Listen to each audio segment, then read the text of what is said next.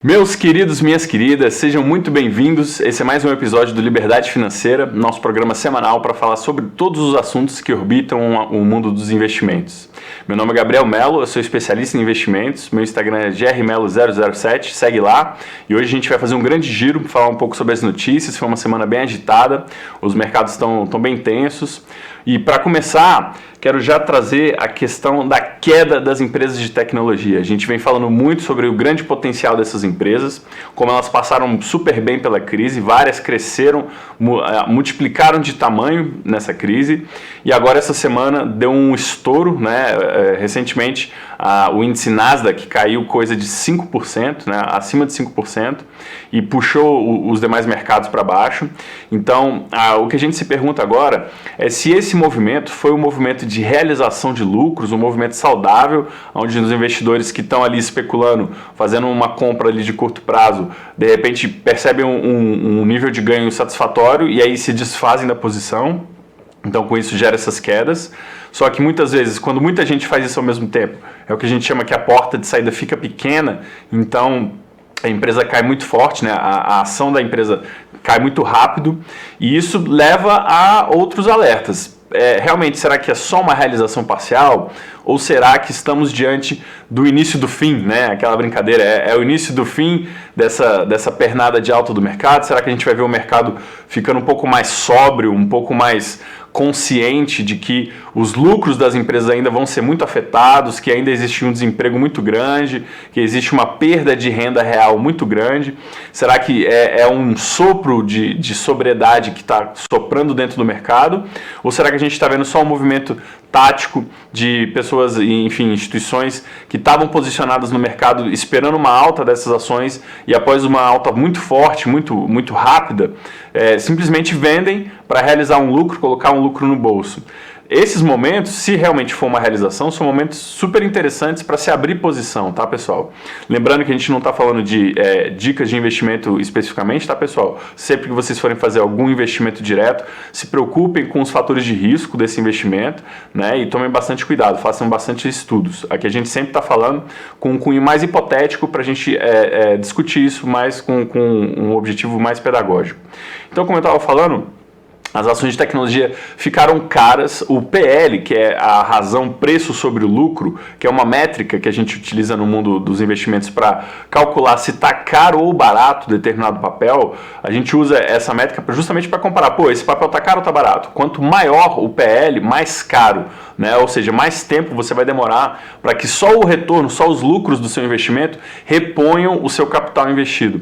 E quanto menor o PL, né? Quanto menor essa proporção do preço em relação ao lucro que a ação gera, mais rápido você vai ter o teu dinheiro, o seu capital multiplicando, né? Então, mais rápido você retorna a esse capital investido. Então, o PL médio da Nasdaq estava na faixa de 30, agora recentemente. Durante os anos de bolha, né? Durante os anos 2000, início dos anos 2000, parece que o PL chegou a coisa de 300, né? A média da bolsa de tecnologia chegou na faixa de 300. Hoje a gente está com uma média na faixa de 30, 30 e poucos. Isso já é alto, né? Mas ainda não está nesses níveis de bolha que a gente viu no início do ano 2000, mas é um nível bastante alto, mesmo para os Estados Unidos, que já tem uma média de PL mais alta do que os demais países, até pela maturidade do mercado. Então, muita atenção, precisamos acompanhar com lupa o que vai acontecer agora, né? O Banco Central americano já deu a deixa de que ele vai deixar a inflação correr mais solta, isso vem beneficiando as empresas de tecnologia. Esse ambiente de inflação baixa tende a beneficiar essas empresas, né? Por conta do e-commerce, por conta dessa resiliência que os consumidores mostraram, né? Em operar com empresas de tecnologia durante a pandemia, mesmo durante um processo de enxugamento da renda.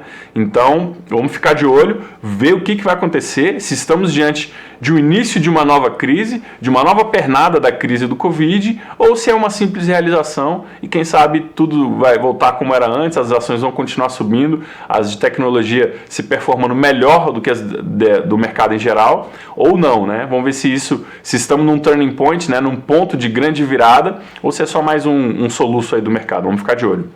Bom, Agora eu quero falar com vocês um pouquinho sobre a reforma administrativa. O nosso governo brasileiro, ele finalmente, depois de muita cobrança tanto da sociedade quanto do legislativo, ele mandou a proposta de reforma administrativa, onde eles vão justamente falar sobre o futuro do serviço público, dos servidores públicos. O governo só falou em nível de executivo, né, da esfera do executivo federal, mas a gente ainda precisa ver a proposta, se é que vai vir, né, as propostas do legislativo e do judiciário. O judiciário parece que é o que está menos, pelo menos está se mostrando menos disposto a fazer alguma reforma ou a apresentar alguma proposta de reforma. O Congresso já está avançado nessa discussão, né, e o governo finalmente também mandou a sua. O presidente do Senado, Davi Alcolumbre, ele quer fazer uma comissão mista para tratar desse assunto, justamente para tentar ganhar alguma celeridade, já que é um assunto que envolve tantas esferas diferentes. E a Câmara também estava esperando, né? Rodrigo Maia já declarou que estava esperando o governo se posicionar para também adiantar o processo dentro da Câmara.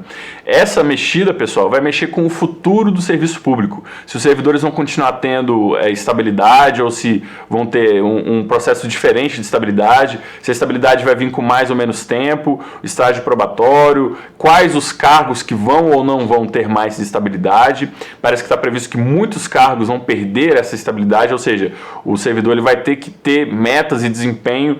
Atualmente até a lei já prevê isso, mas de qualquer forma é difícil você ver um servidor que seja demitido por desempenho ruim, né? Então agora vai ficar talvez mais claro, né? O legislador esteja fazendo essa mexida justamente para deixar mais claro quais são as metas, quais são os objetivos e qual é a performance esperada de um servidor para atender bem ao interesse público, né? A necessidade de serviços públicos. E aí, se não performar, tal qual no mercado privado, vai ter concorrência, né? Pode ser possa ser que o servidor vai ser mandado embora por performance e outro vai ser contratado com vias de melhorar esse serviço. Vamos ver se isso vai acontecer. Isso já foi prometido muitas e muitas vezes no Brasil, em vários governos, né? Mas o lobby do serviço público é um lobby muito forte. Essa questão de ter estabilidade, ela é importante em muitos contextos, mas em alguns outros contextos acaba que gera uma zona de conforto mesmo, né? Um servidor, um serviço que acaba ficando um pouco abaixo do potencial, porque realmente falta estímulo, né? Na economia a gente fala, tudo é estímulo, tudo é como a gente coloca a questão do interesse. Então, num arranjo que propicie um desempenho melhor para o serviço público, certamente isso vai ser importante e vai ser legal para todos nós, né? Para todos nós brasileiros, para o país como um todo. Bom, além disso, quero falar com vocês agora um pouquinho sobre a crise do Rodrigo Maia com o nosso ministro Paulo Guedes. O que está acontecendo? O Rodrigo Maia, ele costumava acessar os servidores, né, os funcionários do Ministério da Economia, né, de ter um contato direto, tirar alguma dúvida, levantar alguma questão mais técnica, enfim. O Rodrigo Maia acessa muito também os técnicos da Câmara, né, os consultores legislativos, o pessoal da área técnica que dá esse suporte para o governo, né, para os políticos. E aí, por algum motivo, o Paulo Guedes começou a cortar isso. Fala para os funcionários dele, olha pessoal, não quero que vocês falem direto com o Rodrigo Maia. Por conta do componente político aí do trabalho dos ministros, né? Parece que por alguma estratégia política o Paulo Guedes achou interessante cortar um pouco o acesso direto dos funcionários do Ministério da Economia com o presidente da Câmara, Rodrigo Maia. Isso gerou um desgaste. O Rodrigo Maia falou que cortou o canal de diálogo com o Paulo Guedes. Isso é bem ruim para o mercado, né? O mercado gosta de uma máquina harmônica, né? Onde os agentes do Estado têm um bom relacionamento. Então, realmente, o Rodrigo Maia ficou magoado, pelo que parece, com esse gelo aí que o pessoal da equipe do Paulo Guedes deu. E vamos ver como o Paulo Guedes vai tratar isso, né? Com certeza, daqui a um pouco, a imprensa em geral vai acabar batendo no Paulo Guedes por isso, vai começar a gerar o que costumeiramente a gente tem visto, né, desgaste entre o Paulo Guedes e o próprio Bolsonaro por conta disso. Enfim, tomara que não, né? Vamos ver se eles consigam não gerar mais atritos, isso é importante para todos nós. E também um diálogo que vinha sendo bem produtivo do próprio pessoal da economia com o Rodrigo Maia. O Rodrigo Maia e o Democratas, que é o partido dele, é um partido liberal, né, de cunho liberal na economia. Isso sempre gerou bom diálogo entre o liberal Paulo Guedes e o Rodrigo Maia, mas então, por algum motivo agora, deu uma desgastada na relação. Vamos torcer para que isso seja uma coisa bem pontual, bem pequena, né, porque as reformas, o ritmo de apresentação depende demais desse diálogo entre o Ministério da Economia e a Câmara, né, e o comando da Câmara, que é justamente quem define a pauta de votações, né, do Congresso, define a pauta de votações ali da Câmara, e isso é imprescindível, né, pautar essas reformas é imprescindível para o futuro do nosso país, né. Bom, além disso, queria conversar com vocês sobre a queda do nosso PIB. Saiu o PIB essa semana e, infelizmente, o PIB brasileiro despencou, né? A boa notícia é que despencou um pouco menos do que a gente imaginou. Então, a gente imaginou que ia despencar, coisa de 10% até mais por cento, até mais do que 10%, e caiu, parece que 9,7%. Né? Então, é uma queda brutal, a maior queda já marcada pela série histórica, mas ainda assim um pouco abaixo, um pouco menos pior do que estava previsto. Isso é um ótimo sinal. Isso mostra, como o próprio Paulo Guedes fala, que a gente está tendo uma recuperação em V, né? Que dentro de economia o pessoal usa muito essas imagens de figuras para representar a recuperação. Então a gente tem o cenário ideal, que seria a recuperação em V, bateu no fundo, diretamente subiu. Depois a gente tem a recuperação em L, né, que você vê uma queda abrupta e demora muito tempo, né, até começar a subir. E tem o que depois também o pessoal chama de recuperação em U, você toma uma queda, mas aí rapidamente, não tão demoradamente, né, começa a subir de novo. E também se fala do W, né? Você tem uma queda, aí recupera um pouquinho, depois tem uma nova queda, e aí depois vem um processo de recuperação mais constante. Então, a grande discussão é qual é a letra que representa o crescimento da economia, né? A recuperação da economia pós-Covid. Será que vai ser o V? Será que vai ser o L? Será que vai ser o U? Ou será que vai ser o W? Ou será que não vai ser nada disso? Enfim, a gente tem que acompanhar. Mas, pelo menos no Brasil, ao que tudo indica, o segundo trimestre realmente marcou o ápice da crise. Já vemos então uma economia que vem em retomada, né? Os dados de notas fiscais parece que já começaram a recuperar nos níveis pré-Covid, ou seja, a economia já começa a girar no nível que vinha um pouco antes do Covid. Vamos ver até onde vai esse sopro de recuperação, né? Precisamos lembrar que o auxílio emergencial de R$600 que o governo fez e que agora recentemente alterou para 300, né, mais 4 parcelas parece de 300 até o fim do ano. Isso foi essencial para dar suporte para a economia, para que a economia conseguisse manter esses sinais vitais, como diz o Paulo Guedes, né, manter a atividade.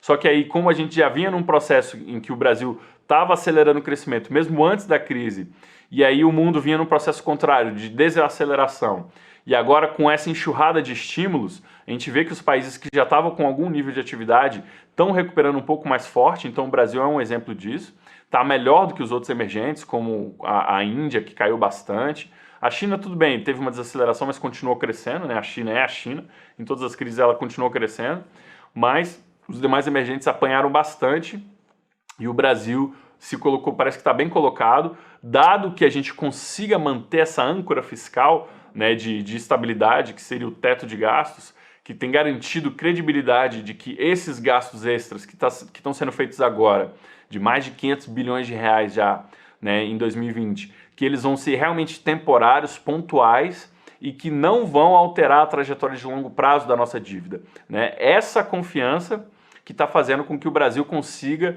ter uma retomada de investimento e consiga ter também um ambiente de confiança para fazer essa retomada, ainda que o ambiente esteja muito deteriorado por conta da Covid, né, da pandemia, da grande recessão. A gente viu que tivemos 2 trimestres de queda no Brasil do PIB, então isso já caracteriza uma recessão, mas então estamos começando a ver sinais. A Bolsa tem mostrado isso, embora a Bolsa patinou depois dos 100 mil, entre os 100 e 105 ela está só patinando, bate 105, volta para o 100, volta para o 99. Nada impede, né, dessa pernada de realização que começou agora, jogar a Bolsa ali perto de 90 mil pontos, tá? Ninguém vai se surpreender muito com isso. E a questão toda é olhar para frente, né? Como que a gente pode interpretar que a economia vai fazer essa retomada? Ela deve ser desigual, alguns setores devem ter um pouco mais de aceleração do que outros, né? Mas o bom sinal é isso, que a gente realmente, o Brasil caiu bem menos do que se esperava e bem menos do que outros emergentes, né? Então, ótimo sinal, vamos ficar de olho nisso. Bom, queria retomar agora, queria falar de algum outro assunto agora com vocês, que é a grande retomada dos IPOs, né? As Initial Public Offerings. Né? O que é isso? Isso é o processo de abertura de capital das empresas. É a vez em que a empresa, pela primeira vez, vende suas ações no mercado. Né? Então você tem lá a sua empresa familiar, cresceu, ganhou muito dinheiro, ganhou um tamanho legal, e aí você se preparou com a ajuda de um banco de investimento ou com a própria XP, por exemplo, e aí se preparou para fazer a abertura de capital. Naquele momento, você vai pegar aquelas ações que estavam ali só dentro do seu grupo familiar, vai vender no mercado para investidores e nesse momento o dinheiro vai entrar para dentro do caixa da empresa. Então é a única vez em que a empresa realmente põe dinheiro para dentro com o mercado de capitais é nessas Initial Public Offerings, né? Então na oferta de abertura de capital, ou em ofertas de capital subsequente, quando ela amplia o quadro societário e emite mais ações. Então, é importante colocar que a gente está vendo uma grande retomada, tem mais de 50 empresas esperando na fila da Bolsa para fazer o seu processo de IPO, esse processo de oferta das ações para os investidores, e que é um processo pelo qual as empresas se capitalizam, ganham muito dinheiro e se preparam para crescer, para adquirir rivais, para poder fazer um processo de expansão. Então, é uma das formas de justamente fomentar o mercado no Brasil, né? Uma forma de financiar as empresas, o mercado de capitais. Então, as empresas justamente vendem ações, vendem os seus capitais, né, que são as ações, para poder angariar recurso e aí investir em mais crescimento, em mais capacitação, em comprar rivais. E esse financiamento se torna muito mais barato via mercado, via mercado de capitais com emissão de ações, do que se a empresa fosse buscar capital num BNDES, por exemplo, ou, enfim, em financiamento privado internacional. Então, o fato da gente ter uma Selic que ficou muito barata, isso já realmente barateia o processo de crédito para as empresas. Mas o fato ainda de estar tendo tanto apetite por mercado no Brasil, com crescimento de pessoas físicas, com crescimento de instrumentos, com crescimento de gestores e operadores do mercado, isso só melhora os níveis de liquidez e realmente deixa mais atraente para essas empresas que estão crescendo essa possibilidade de vender ações, de chegar no mercado, colocar suas ações à venda e realmente utilizar esse canal para se financiar, para crescer de uma forma bem mais interessante, bem mais barata do que se a empresa fosse tomar um crédito via BNDES ou via outros veículos, né? Então, tem muitas empresas no pipeline, tem empresas, a empresa agora que está no foco, a Pets, né, de bichinhos de estimação, enfim, eles têm uma cadeia bem vertical de atendimento a demandas em relação a bichos de estimação. Então essa é só uma delas, mas tem várias outras aí puxando a fila. Eu acho que realmente vale a pena ficar de olho, pessoal, tem muita oportunidade interessante. Mas claro, bastante atenção aos riscos, porque são negócios que estão estreando na Bolsa. Muitas vezes pode ser um negócio consolidado, mas que ainda não tinha tido essa visão do investidor que é mais global, né, que é o investidor de Bolsa. Realmente tem uma visão de competitividade muito grande, né, para as empresas. Então, essas empresas que estão chegando, elas não têm esse histórico, né, de provação de estar no mercado, mas tem um histórico de existência já dela, né, do seu negócio. Então, vale a pena peneirar, né, olhar com lupa, olhar com bastante cuidado e carinho para ver o que a gente pode achar de oportunidades, tá, pessoal? Mas realmente tem muita coisa interessante que vale a pena a gente ficar de olho. Bom, queria então retomar um outro assunto em relação à campanha eleitoral americana. A gente viu que agora já estão definidos os candidatos, né? As convenções de ambos os partidos já escolheram, né? O Trump, então, a candidata à reeleição, e o Joe Biden com a Kamala Harris, né? O candidato democrata e a candidata a vice, né? Da chapa democrata. Então, agora que as chapas estão definidas, pessoal, e agora que a eleição realmente já entrou a todo vapor, agora a gente vai ver realmente o clima ficar mais tenso. Essa queda da Bolsa recente em relação às empresas de tecnologia, eu diria que tem um pouco desse componente, de já entramos agora, né, na narrativa eleitoral, a Bolsa sendo capturada pela narrativa eleitoral. Então, essa queda talvez já colocou essa narrativa no trilho para assumir um pouco a narrativa dominante em relação ao que está acontecendo com as empresas. E lembrando, os Estados Unidos ainda não sacramentou o acordo comercial com a China da fase 1, eles ainda estão com aquelas pequenas minúcias ali para discutir. A gente vai ver que isso vai ser usado como moeda eleitoral a partir de agora, né? Então, se em algum momento bater na China for interessante eleitoralmente, a gente pode ver que os americanos, tanto do lado do Trump quanto do lado do Joe Biden, vão bater na China sem o menor dó, né? Eles realmente, parece que é algo que une os americanos, essa aversão à China, né? Então, de ambos os lados a gente pode esperar, vai ter uma retórica, né, talvez inflamada. E isso lembrando que é um problema, porque a China é o grande financiador da dívida americana, né? É o grande financiador dos títulos americanos, dos títulos públicos. Então, se a China fala que vai parar de comprar os títulos americanos, a gente pode ver uma crise muito grande e que vai afetar ambos, vai afetar todos, né? Então, é uma crise que ninguém imagina que vai chegar nesse nível, mas é sempre um perigo no horizonte, né? Então a gente tem que tomar muito cuidado. Desde um tempo eu já venho falando sobre essa questão de aumentar um pouco as posições de caixa, de botar a barba de molho, né? De ficar um pouco mais líquido, né? Um pouco menos exposto, um pouco menos alavancado, porque a gente viu que o mercado subiu muito, poxa, na bolsa, no Ibovespa, saiu de 60 mil para 100 mil, né? Subiu 40 mil pontos, né? Em 3 meses, mais ou menos. Nos Estados Unidos a gente viu o SP500 chegou a 2.500 pontos, voltou para 3.500, né? Então, pô, subiu 1.000 pontos, né, em 3, 4 meses. Então, a gente viu que as bolsas andaram muito. Os analistas, né, o pessoal mais técnico já vinha falando que está muito caro em relação ao valuation, né? A expectativa de lucros não está acompanhando essa alta dos preços, então está ficando muito esticado esse valuation das empresas.